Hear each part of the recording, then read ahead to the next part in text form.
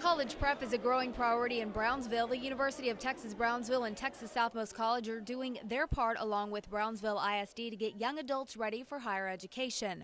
One of those ways is through the Brownsville Early College High School. Bex picks our classes, which we're taking the basics, which is like history, pre-cal, biology.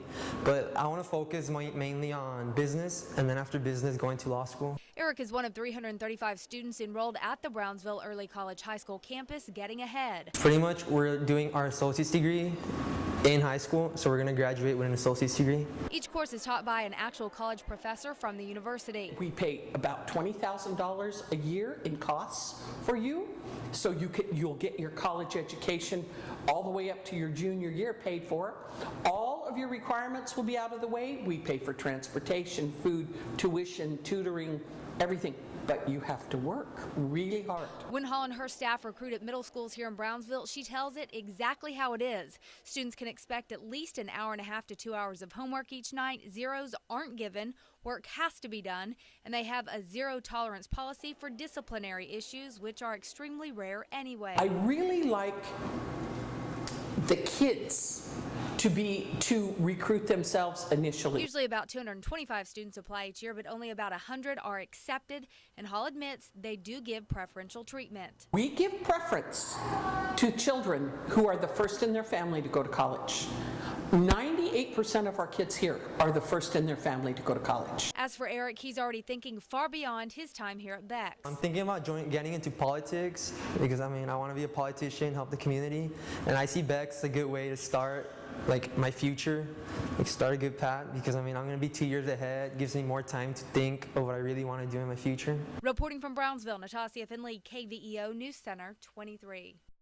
It was lost over 40 years ago, something he thought he'd never get back. While I was there, I pawned my graduation ring. Daniel Gomez, a graduate of Brownsville High School, enlisted back in 1969 and headed off to the Vietnam War. But like so many other servicemen, Gomez pawned jewelry to get him some quick cash to hold him over till payday. After a few days, when I went back for it, it turns out that they'd given the ring to someone else. So that was the last time I saw my graduation ring. That was it. The ring was gone and the guilt set in. It meant a lot, simply because back then, not very many people could afford the rings, and my mother and my sister both sacrificed to buy me the ring. And it meant a lot to me, and I felt really bad and ashamed that I had pawned it. Decades passed, but the ring was never forgotten by Gomez or this woman, a Taiwan native, Singling Tao, now living in Pennsylvania. Her parents had the ring in their jewelry shop since the early 70s, and they had not sold it or done anything with it because they wanted to return it back to its owner.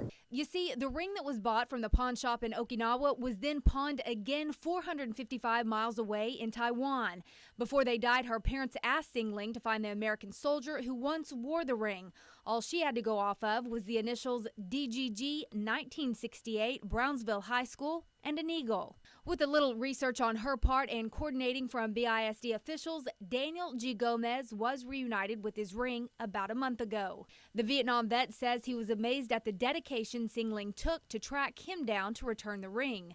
Gomez says he already has plans for the ring. I'm sure going to wear it for our next high school reunion, which is next year. Reporting from Brownsville, Natasha Finley, KVEO News Center 23.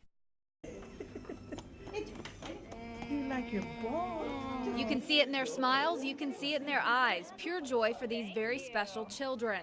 Santa came a week early, making stops at 15 elementary schools across BISD. This is a very different experience for them because they've never been exposed with Santa, and some of them, they had been very scared with Santa, but they really enjoyed it. The children, some with autism, Down syndrome, or other intellectual disabilities, got to spend some time with jolly old St. Nick before he makes his big trek across the world, delivering gifts next Wednesday night.